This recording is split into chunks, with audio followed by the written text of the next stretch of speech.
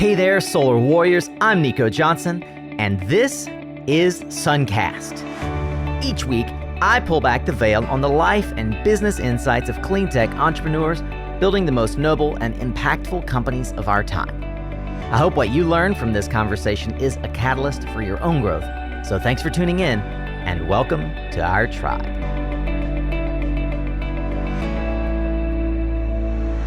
Hey, welcome to a new week, Solar Warrior. Here we go. This is 2 for Tuesday. Whether that's a tactical Tuesday or just content from one of our many live events like SPI Podcast Lounge, this is going to be a short form conversation, typically with subject matter experts designed to give you the practical tools, tips, and advice for building your solar business or career. And grow with us here on SunCast, as I know you will. I'm so glad that you've decided to join us again and level up your game. Remember, you can always find the resources and learn more about today's guests and recommendations in the blog at mysuncast.com. So get ready to tune up your skills, Solar Warrior. Here we go with another powerful conversation on SunCast. All right, Solar Warriors, we're going to get down to business today with a SunCast alum. As I mentioned already, Tom Tansy was episode 111. And his entrepreneurial story is one you really, really must go back and listen to if you haven't. If you're new to the show, I really want to encourage you to bookmark episode 111. Easy to find. It's all the same number. And you'll learn the story of how he got into the solar industry and how he parlayed one opportunity after the other into a very successful career as an entrepreneur, effectively in the burgeoning IT space in the internet, and has found a home for himself as one of the arbiters of the way the regulatory policy in the solar and now broadly what we call the Internet of Energy makes its way to us, the practitioners. Mr. Tom Tansy, welcome back to SunCast. Thanks, Nico. Glad to be here. Man, absolutely. It's great to have you back. And I get the sense, not only as SunSpec is growing and gaining year after year so much credibility. I mean, just one of the most recent episodes we had with Paul Daly, he was referring to a lot of the work that he and others are helping, our friends Jeff and many others that have been sort of old hat wrenches in the industry, helping sort of upgrade the standards by which the industry operates. And I really do see SunSpec kind of sitting at the nexus and really as an enabler for this Internet of Energy. Is that fair? Do you feel like SunSpec has earned the right to sit in that place?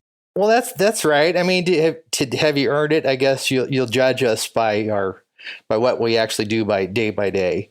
I would say that certainly there's no doubt that we have been at the table in driving the conversation on this issue of how can we expand the size of the pie by making energy smarter. And we've been there for 10 years. And so a lot of this is starting to pay off. One of the things that we've done in our history here is, of course, is drive de facto standards. And so we always believed that data communication was going to play an important role. And now finally in 2020, national standards have been upgraded. IEEE 1547 has been upgraded. It now requires communication. SunSpec Modbus is one of the components that you can use in that space. And so I would say, yeah, we're definitely having an effect across the union. Yeah, and as you put it in a conversation we had recently, 2020 is the year of the integration of everything. So with that in mind, and for those unfortunate souls who haven't listened to episode 111, would you set the stage for where SunSpec sits? What is exactly the role you play? Is it just for the solar industry? Is it more broadly clean energy? And I'd like you to explain it in a way that someone who is either, whether you're an installer, an IT professional, a panel salesman, or someone interested in coming into the industry, they would understand how SunSpec plays a role. Well, our slogan or our motto is to create information standards for distributed energy. So when we got started, we were all about solar energy, of course, as you can tell by our name, SunSpec. But distributed energy is actually where it's at. I mentioned this IEEE 1547 standard. It applies to the entire United States, and it defines distributed energy as anything that connects to the distribution grid. So that means battery storage. That could be rotating machines, could be diesel generators and the like. In practice, it's mostly solar power plus lithium-ion batteries, other types of batteries too. But those are the two that get the lion's share. IEEE 1547, I missed that definition somehow. Can you just redefine it for me? Because many of us are going to hear the alphabet soup and the numbers, sure, and they might get confused. But I want them to have the nugget of what is this thing that he's talking about? Okay, so IEEE 1547 was made the U.S. national standard during the Bush era. The Energy Act of 2006 made it the U.S. national standard. So it defines how equipment that attaches to the utility distribution grid must act and operate. After a long hiatus, it had been updated, and because the prior standard was set up such that if anything untoward would happen on the grid, it would automatically kick off all the solar power, right? And so that became a problem. This was the anti-islanding for inverters, et cetera, right? Correct. That's right. And so in the latest update, as you mentioned, anti-islanding, that's one of the components that was changed, of course, and also opened up greater operating windows for frequency and for voltage ride-through events. So these are events that in the past would have caused a solar inverter to trip off and for solar power to quit. And with higher penetration, that means, with more solar energy on the grid, that was bound to happen more and more often the way that the standard was set up. So that all got changed in 2020. And as part of that, data communication came in. There's sort of various layers of how this all gets implemented. My simple understanding of SunSpec is that you sit at the table helping others define the rules of play, right? If we think of this as a board game, the first thing you do when you open up the board game is you look at that, some people, you look at that piece of paper that says, all right, player A does this, player B does that. And you crinkle it up and throw it in the garbage can. No. That's right. Who cares? Hey, look, there are lots of folks in our industry that crinkle it up from the very beginning, and they create all kinds of havoc. They pass go all the time, and some end up in jail. But my purpose here is to set the right understanding for SunSpec is that you guys are predominantly tasked and tasking the industry with agreeing to the rules we all play by. Some of those operate at the supranational level, as you were just discussing, IEEE 1547 as a standard, and having the industry coalesce around what are our asks of the regulators for these kinds of things. Others get very detailed and nuanced, right? It's the question between open source versus proprietary. Is that right? That's right. Yeah, and to that point, SunSpec publishes everything for free in an open source license. That's sort of our foundation from day one. So as we convene the industry on various problems or opportunities, whether that's how does an inverter operate, how do grid interconnection rules work, how does signaling for first responders work in terms of solar panels.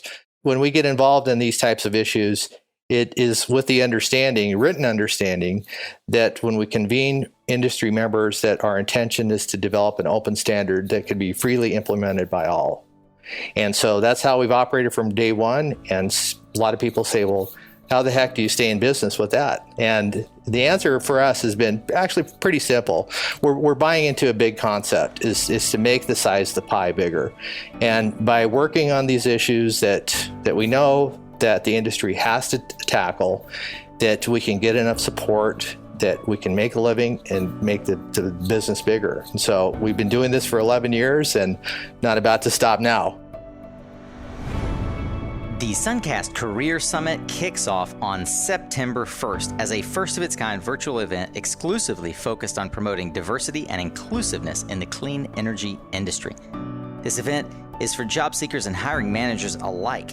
You can engage with industry leaders, attend workshops tailored to practical advice, learn specific strategies in group and one-to-one settings, and develop a game plan for success. Learn more and recommend a friend at suncastcareersummit.com. Hey there, commercial solar warriors. If you listen to this show, then by now you're very familiar that Extensible Energy's DemandX load flexibility software helps close more deals and faster by shifting to lower time of use rates and saving your customers 30% in annual demand charges, all at a tenth of the cost of battery-based solutions. But did you know that Extensible also has a new solar partner loyalty incentive program that rewards your sales team with a generous sales bonus? Well, for now, until the end of the year, when you complete just 3 successful DemandX installs, your sales team member will get a $2,500 check or vacation voucher for when we all do get to travel again.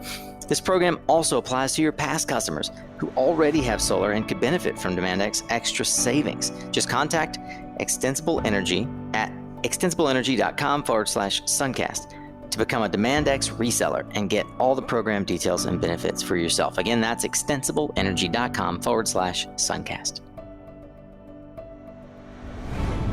In this industry, sit on committees that you've created that really do materially impact the regulations that affect how we work. As such, you do sit in the crow's nest. You see a lot of the icebergs coming at us. And I'd probably couch this entire session as how technology might be changing the landscape of distributed energy. So I'd invite you to present, as it were, some of the trends that you're seeing from yon crow's nest around where this amoeba is morphing and what that might mean for installers, integrators, and other key stakeholders. Well, one of the key trends is that for 2020, this is the year that regulation and new technology comes into the industry in a very big way, because the 1547 standards I mentioned, that's taking effect. Also, the National Electrical Code 2017, its regulation for module level control took effect January 1st, 2020. It now affects 34 states in the union. And so whether the industry likes it or not, they welcome it, they want to resist it and so forth, the fact of the matter is they're now in the IT business. And that means that customer expectations will change. It means that what you have to do in your daily work changes. So that's I think, an important trend. Second important trend is that with these new capabilities comes great responsibility. So the reason why this technology is being put in place, let's take, for example, NEC 2017. It's for firefighter and consumer safety. So in the early stages of the marketplace where we were experimenting and so forth, we sort of overlooked the needs of firefighters. And so that has now taken place, and so that's why standards like SunSpec Rapid Shutdown, supported by 30 plus members of the industry, make a difference there. On the 1547 standpoint, which governs how the DER systems, first of all, connect to the utility grid, and now governs the way that utilities communicate with these individual DER systems through a data communication link. That certainly changes what you have to do on a day-to-day basis to commission, to tune up your systems, to interconnect, and so forth. But then once the system is interconnected and running, there's yet further responsibility, and that's around cybersecurity, right? Because the networks, the data communication networks that are connecting here are basically IP-based. So which IP means Internet Protocol in this case.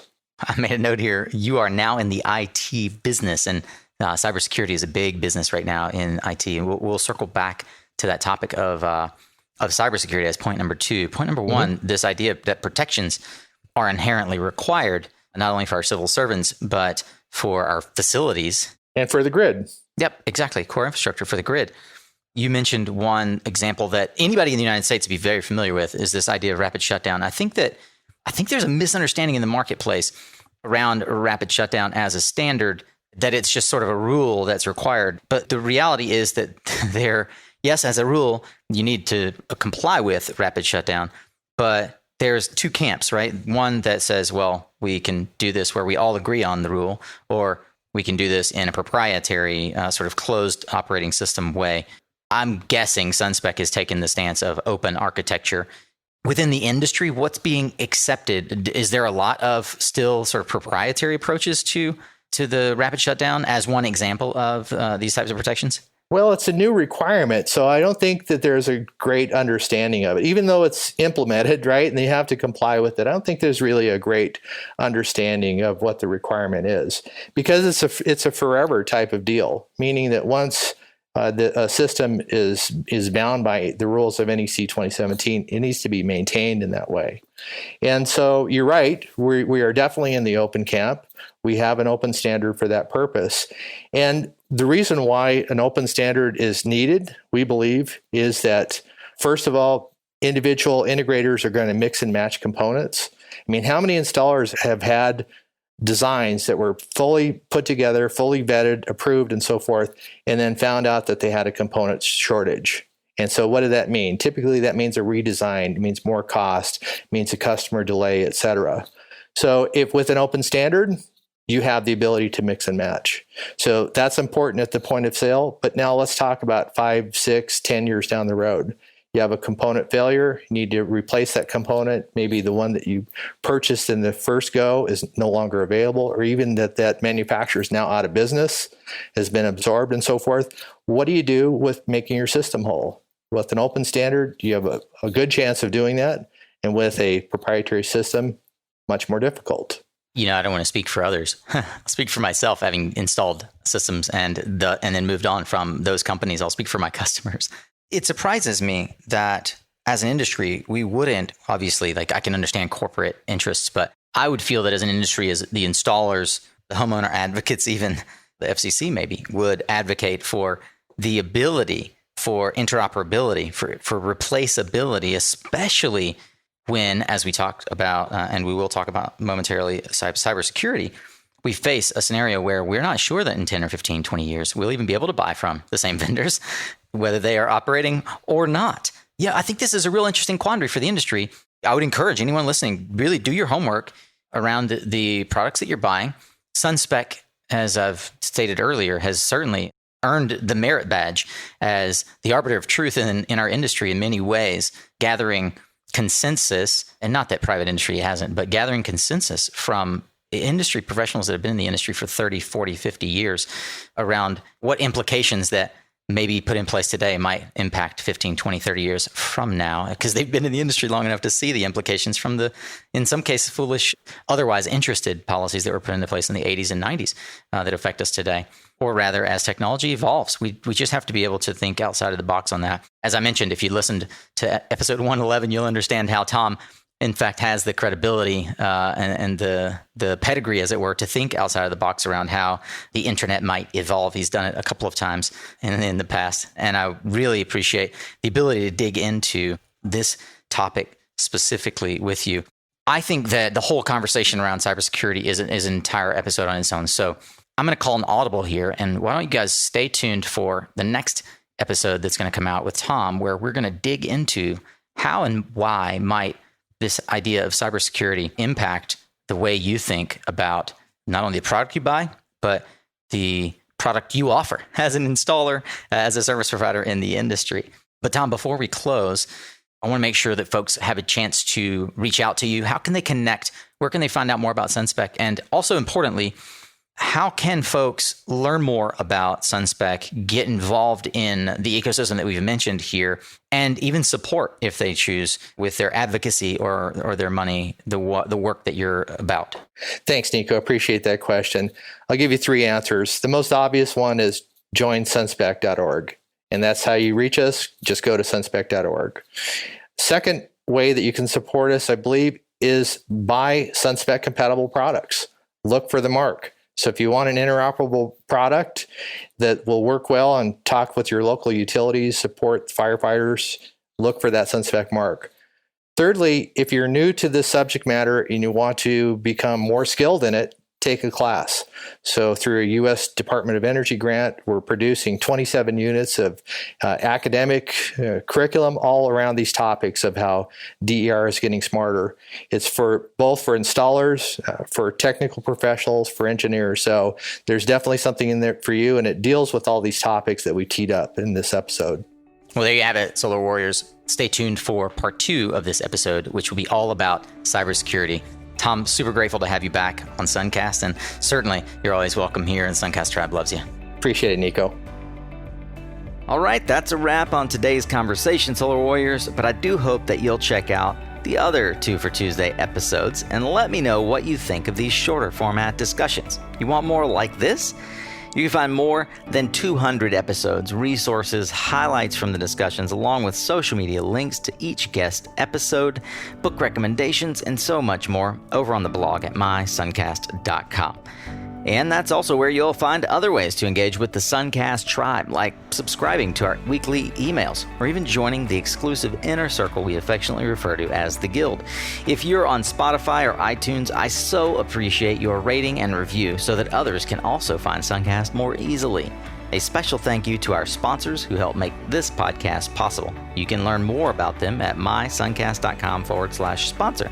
Follow the links there for any offers we've discussed here today. Remember, you are what you listen to. Thanks again for showing up, Solar Warrior. It's half the battle.